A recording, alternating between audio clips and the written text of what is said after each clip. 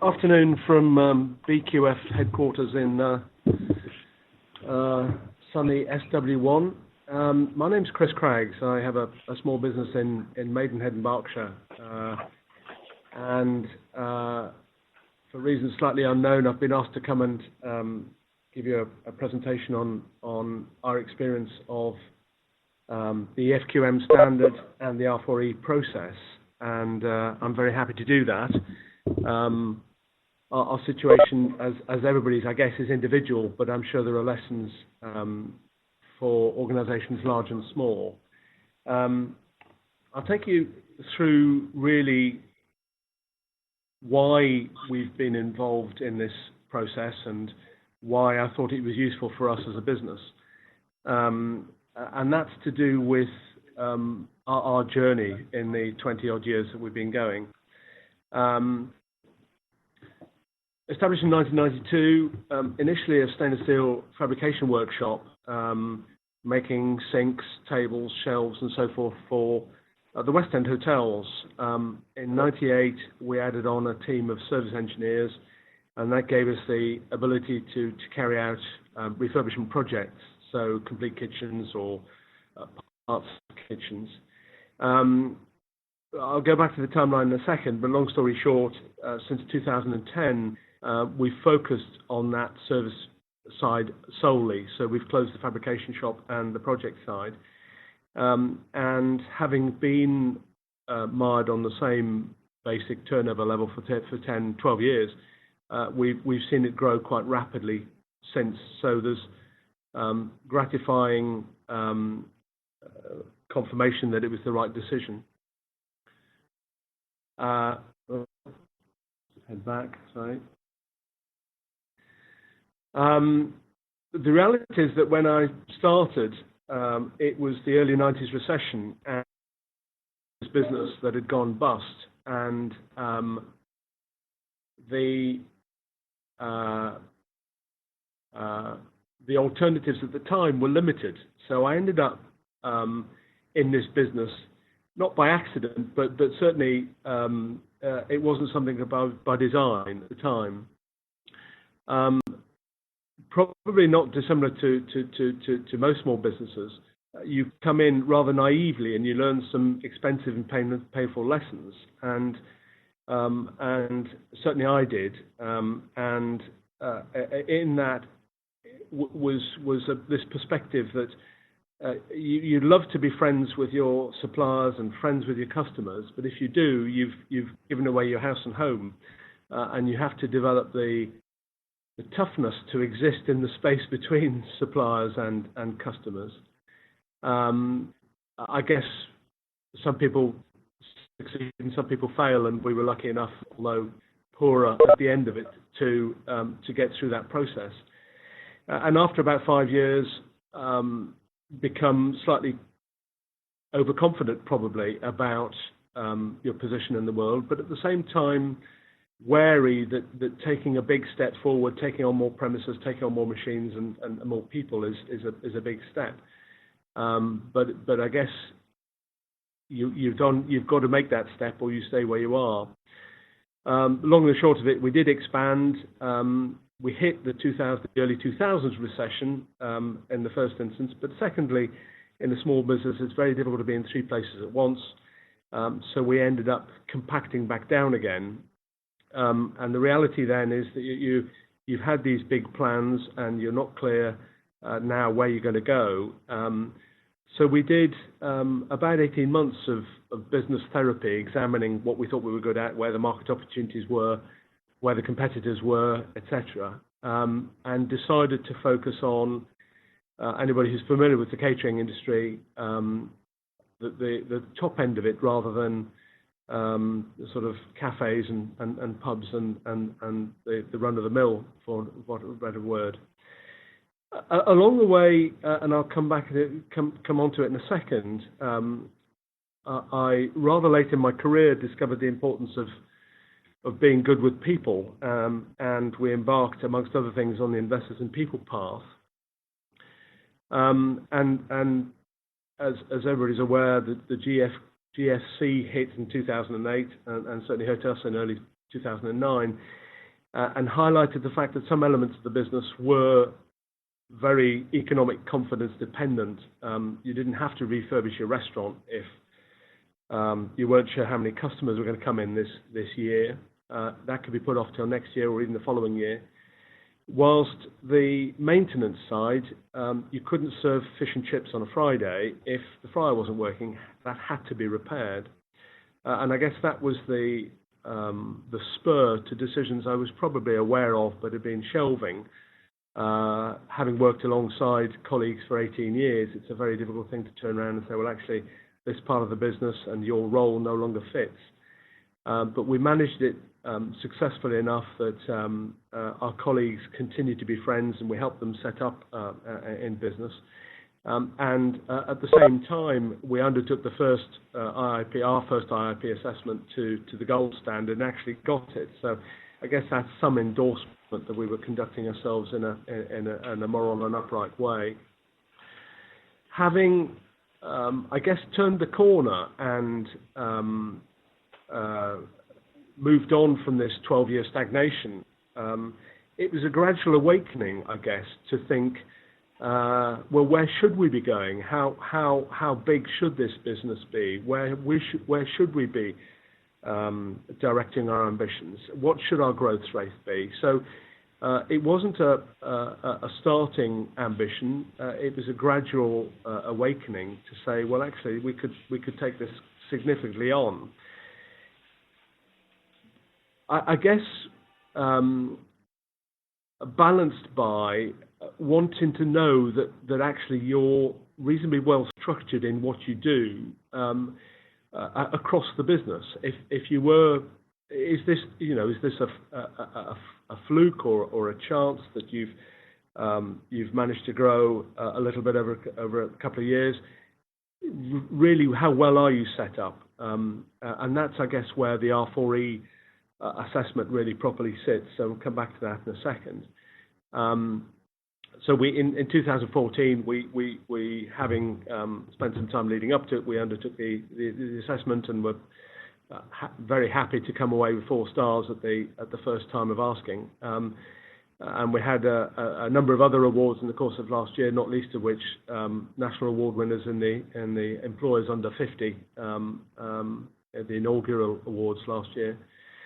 And in the early part of this year, on the back of that affirmation, I guess, that we're reasonably competent at what we do, we've not only expanded in the UK, but we've also set up an office in Dubai with plans to expand through the rest of the Gulf. And now the questions are, where to next? When do we come back and do R4E again and see if we can achieve 5-star? And at what stage do we establish a beachhead in Europe? I'll come back to one of the turning points for me in terms of this business journey, and one of the reasons I think the FQM model is particularly good, and actually we're also keen on those people who've come across it, the Shingo prize and the Shingo model, which has a similar sort of foundation, which is you won't achieve anything unless the culture of the organization is right. And I came from and suffered, and probably to a degree still suffer from, a fairly primitive background. Anybody who's worked in catering will know that it's quite a hierarchical directing, not to say quite shouty sort of environment. That where I had grown up and done my business education, if you like, was the norm, and it was only afterwards, with the introduction to some very, very different concepts, that I realised that I'd made a pretty well a hash of quite a lot of that. So being turned on to Dan Goldman and emotional intelligence, and then bringing it back to the business and running, first of all, establishing regular monthly meetings for the whole team that allowed us to communicate, but also running sessions on emotional intelligence, which allowed us and gave us a common vocabulary to be able to articulate stress and anger or angst or insecurity or whatever those issues were, was hugely enabling and was the forerunner really to our doing the Investors in People process to start off with. But if there's been one sort of moment in the life of the business that's enabled everything about aspiring to quality, it's about this discussion about individual aspirations and hopes and fears and concerns. So I'd advocate that as a starting point to everybody. It's very obvious in our business. We're sending individuals out, usually alone, to a war zone. They're walking into a kitchen where the dishwasher is not working and it should be working, and people are stressed about it, and chefs are not known for diplomacy. And if that engineer is in any way feeling unsupported by the organization he works for, that'll come out very, very quickly. And so it's absolutely essential that they, in the first instance, are given the tools in terms of competence, but also that they feel really good about the organization they're working for. It's true for all organizations. I don't think we've got the advantage that it's ringingly obvious, but I think there are no organizations for which it's not true. It's just perhaps slightly less direct. So if you're on the shop floor of a big manufacturing outfit, it's more easy to disappear and to not feel part of an organization. And the answer is the organization needs to work hard to make sure that that isn't the case. And this comes back to, as I say, we have our regular team meetings to make sure that even though these guys are out in the field by themselves, they feel and know that they belong to an organization that values them, and that equally they feel they're in with a group of people who share some of the stresses and the trials and tribulations. The question, I guess, for us, and this is where we embarked on the Investors in People role, was, well, where do you find this information? Where do you find the guidance to take a team forward? And as I say, the Investors in People serves as a very good template.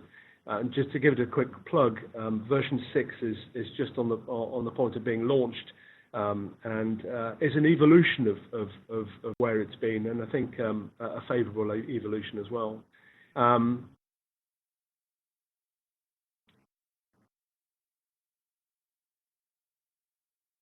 I guess this is probably true of many businesses. Unless you've come up with Facebook or Twitter, the reality is that most of us are in varying degrees of mature industry. And what really is special about fixing, in our world, cookers and fridges?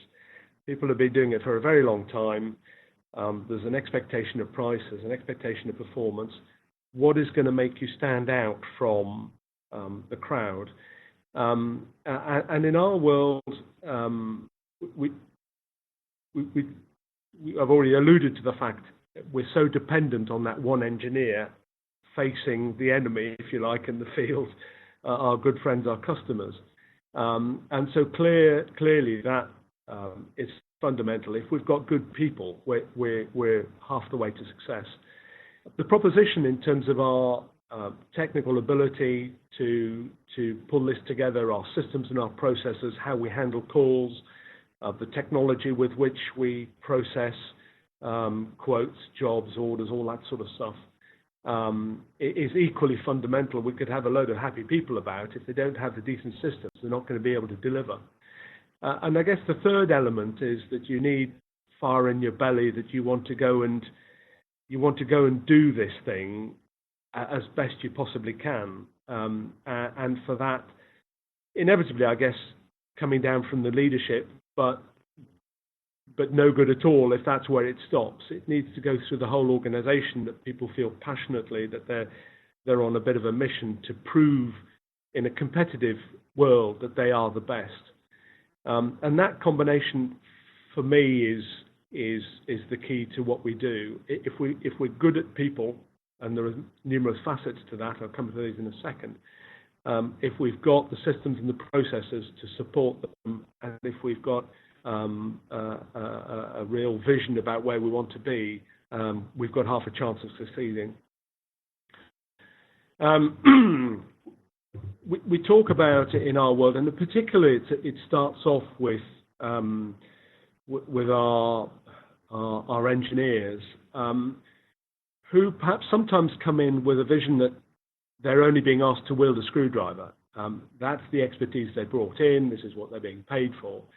But the reality is that the screwdriver alone will not allow you to function in a demanding work environment.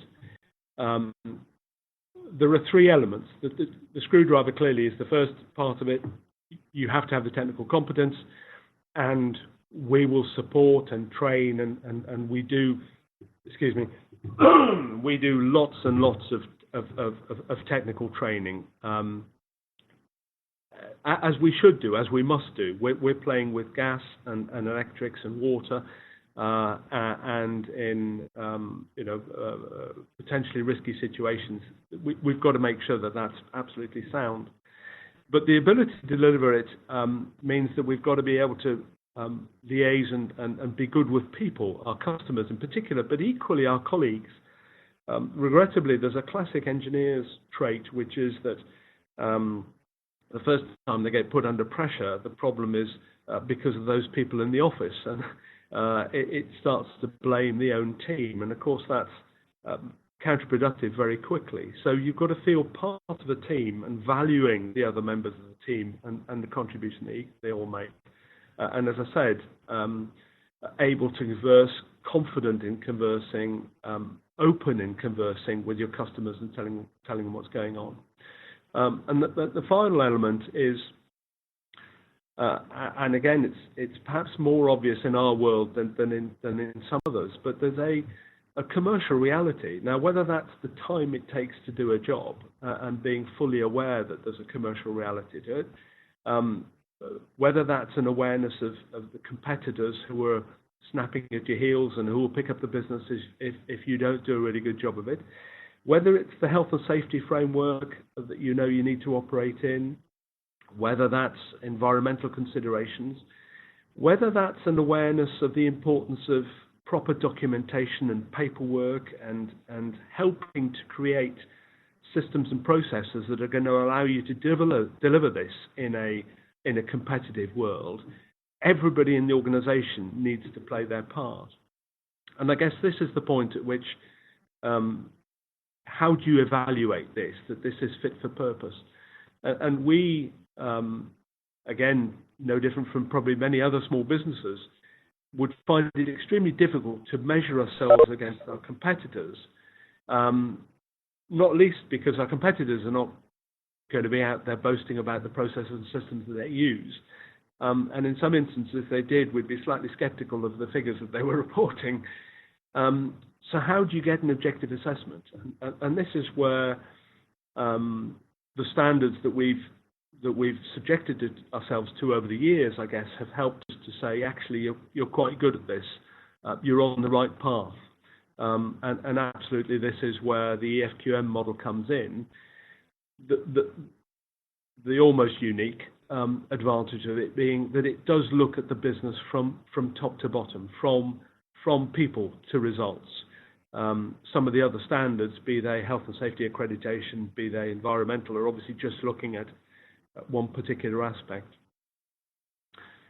I alluded to it just a moment ago. Why do you do these things? Well, in part, it's because you don't really know where you stand. And that's exacerbated by, in many instances, professional buyers seeing it as their job to make you feel as though you're not doing a very good job, and you could do better. And of course, we can all constantly improve, but you do end up thinking, well, actually, how do we measure up? How do you compare this against, as I say, the unknown competitor that you can't see? And of course, in mine and in many other small businesses, there's an awareness that that there's one controlling mind at the top of it who may be significantly deluded about whether stuff is good, bad, or indifferent.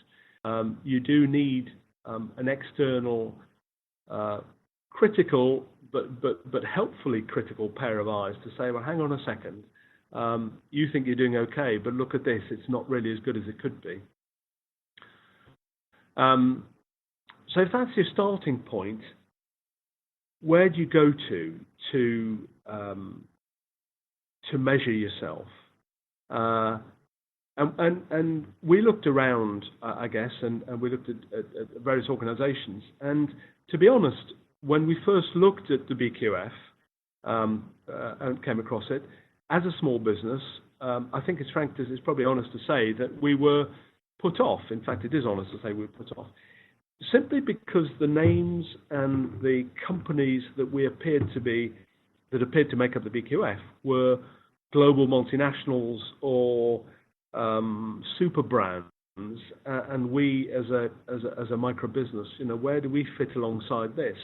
Actually, we service and supply. Our business is actually focused towards supplying these multinationals and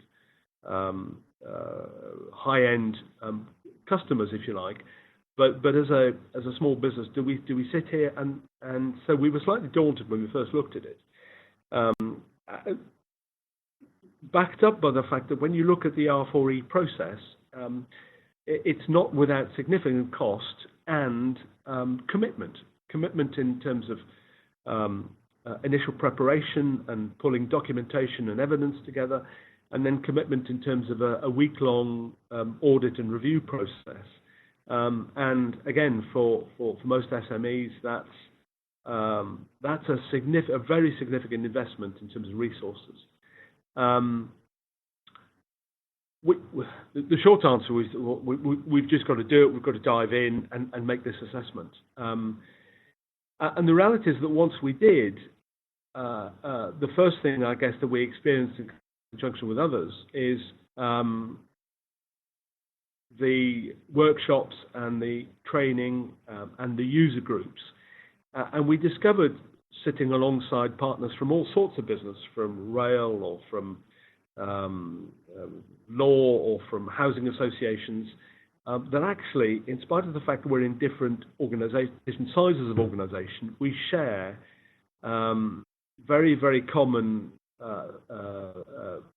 problems and concerns and personal stresses. And at that point, we felt that we did belong, but it was a quite intangible thing. It's not something that's immediately obvious. In terms of gearing ourselves up for the process, and I think this is a must-do really, as anybody who's considering the R4E process is to do the assessor training in order to gain some insight into the whole understanding the model. It really needs somebody to have a detailed knowledge of it. But again, an introduction to the BQF, we were introduced to existing users who were in a related field and who could empathize, if you like, with some of the issues that we have to deal with. We're not in manufacturing, so going on to a manufacturing type of environment would have felt slightly disconcerting, even though I'm sure some of the model characteristics are the same. It was extremely useful to talk to people who had similar work environment sort of needs. And of course, along the process, we had detailed explanations from Ian Swain at the BQF in terms of what the process involved and so forth. One of the disappointing things in this is that it isn't recognized more widely and required, if you like, more widely by large organizations.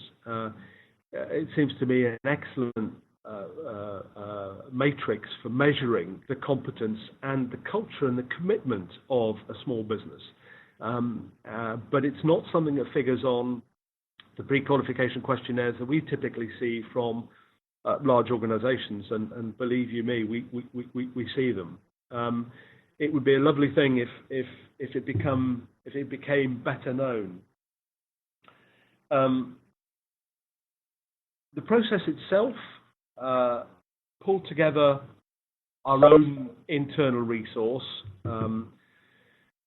Who's the small team that's going to gather the evidence, that's going to address some of the issues? Because when you look at the model, you'll see certain elements of it that you think you're pretty good at, and then other elements that there's a perceived weakness in that you're going to have to do some work on.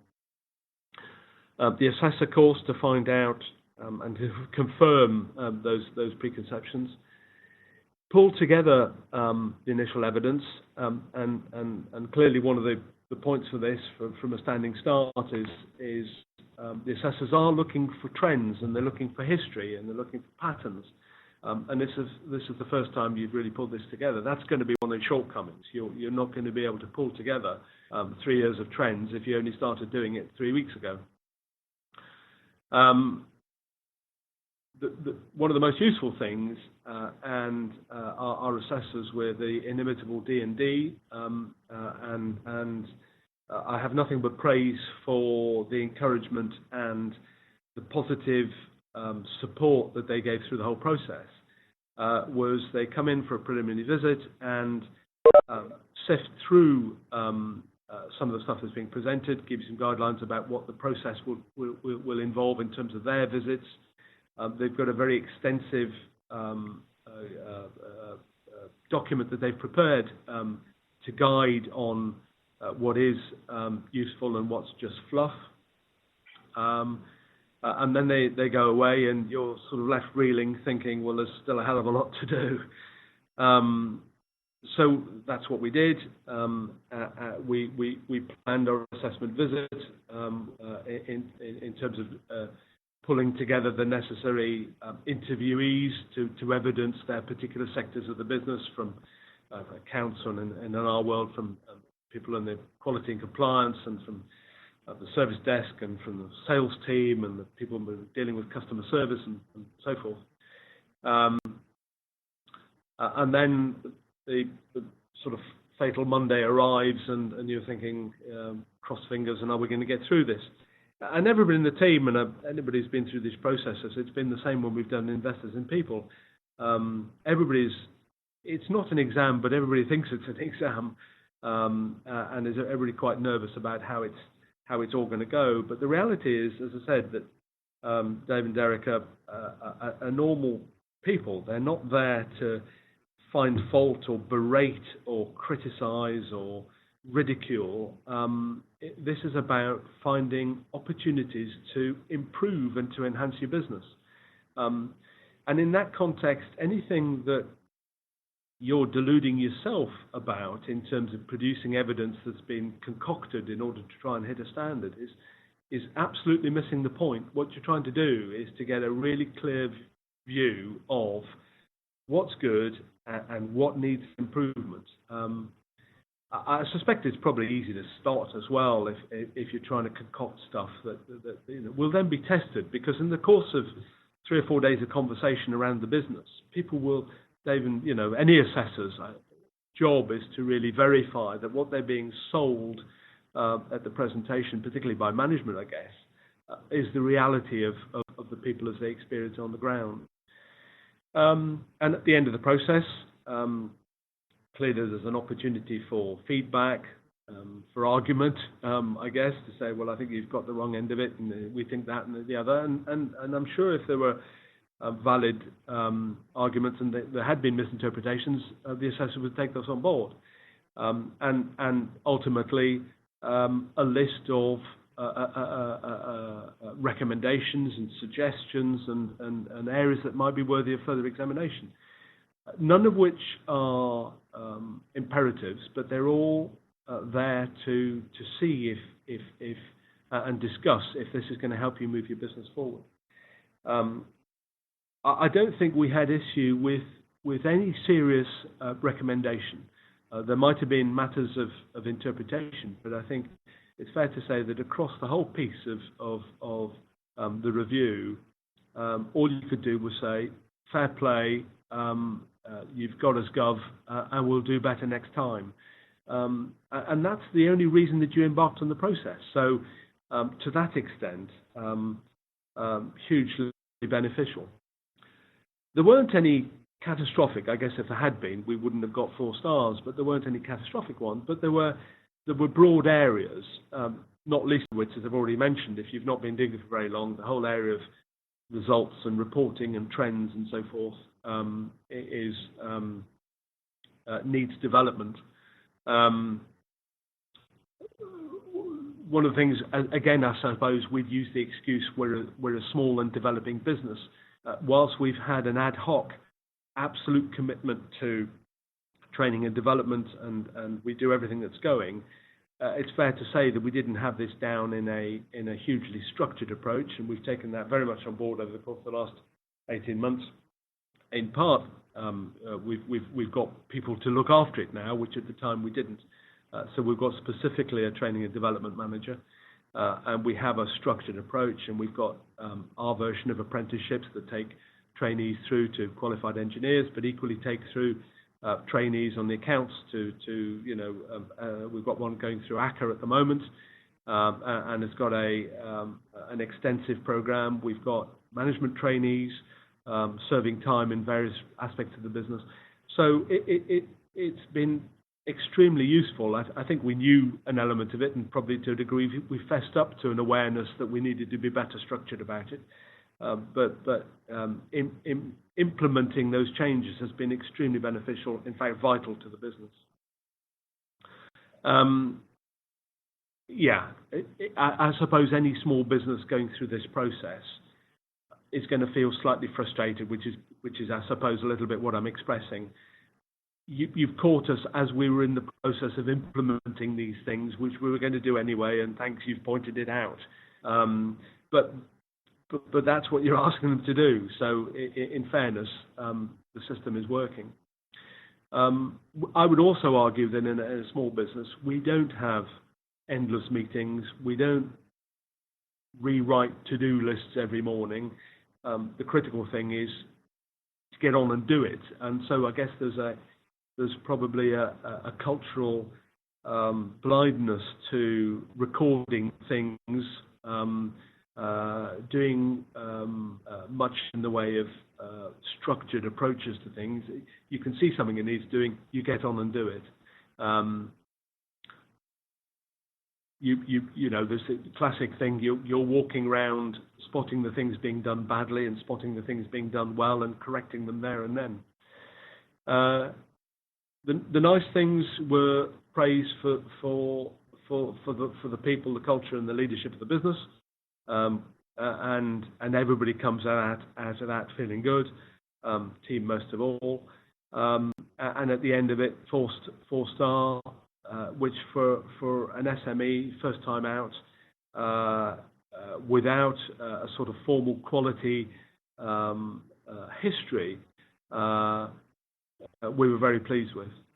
The single lowest area that we had in the whole report was on community results. I'm not sure that this works particularly well for SMEs. I can imagine that lots of people might have heard of Marks and Spencer's doing good work in the community, and certainly Waitrose. Whilst we do at least our fair share and more in terms of CSR, I'll freely confess that we make very little bones about trying to make sure that the general public has heard about us. So in terms of reporting on that, it really isn't a priority now or any time soon. So it's one of those observations which actually we'll choose not to action for the time being. As I said at the outset, the great thing about the FQM model is the fact you're looking at it from the culture of the business all the way to the financial results. And I haven't come across anything else that'll do that. That'll give you one review across the whole piece and say there are areas for improvement in these particular areas. The other thing is that you do now have, whilst it's not benchmarking against other people in your sector, you are being assessed against global best practice. And for people to come out and say, well, actually, you bear comparison with high street names, with global businesses, has been a terrific confidence booster for us, and certainly in terms of making sure that we're equipped in processes and so forth to go forward. It's been the foundation for saying, yes, we'll go out and back ourselves and invest ourselves on our somewhat mad ambitions. It's something I don't know how to get this out, because I sort of slightly alluded to it on the emotional intelligence thing. There's a sort of British reluctance to put your head above the parapet or to aspire, for fear of being ridiculed. There's aspiring to be really, really good at things is not something Brits do, and it's a shame, certainly in business terms, that small businesses don't say, well, hang on a second, I am up for the fight. I do want to compare myself with other people. I do want to be the best in our particular industry. Quite how people discover that spark, I'm not quite sure. In my own experience over the course of the last 23 years, it certainly wasn't there on day one. And over the course of the probably first 10 years, people tried to kick it out of me. But you turn around at a certain point and say, well, actually, if you look at our customer base and what we do for them, and they have the choice of any number of other people in the industry. These are global players, and they choose to work with us, and that makes us, world standard. It was at that point that we started to believe, I guess, that we could take this further.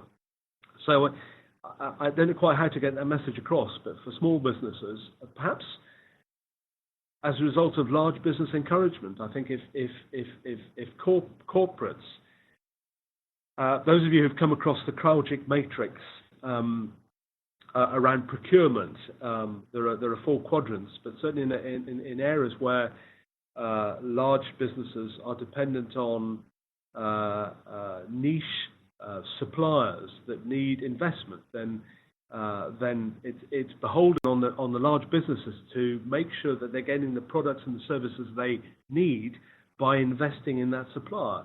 I would argue that it applies to most of the quadrants in the sort of procurement matrix, that actually large businesses exhorting, helping, guiding small businesses to develop an ambition, to improve their processes, to get the whole continuous improvement thing, is the UK PLC mission, and the fundamental cornerstone of that. In fact, the sort of foundation of the Shingo house I alluded to earlier is that commitment to people. If we haven't got that at the outset, you're not going to get very far at all. If there's an expectation that this is just a resource to be used and abused and discarded when it's been used up, it won't get very far.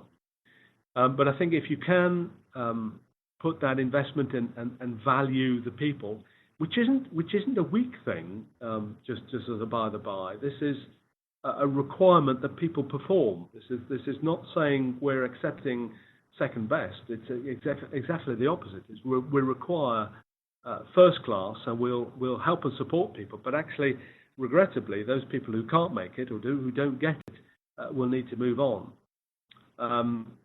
If that's backed up by systems and processes, with the guidance of things like R4E to identify opportunities for improvement, then all other things aside, conflicts around the world, the results will follow. So I guess that's been my quick run through of why we did R4E, what the process in short meant to us, and as I said, the commitment that we will go on and we will take it forward and see if we can't get 5-star in due course. I'll quickly dash through these things at the end, but they're there on the handouts to say that those people who want to take it further, there are these elementary steps before committing to this sort of R4E. There's an online diagnostic tool that people can take through, and there's a book that can be filled in, and you'll end up with a sort of spider graph. But I'll come out of the presentation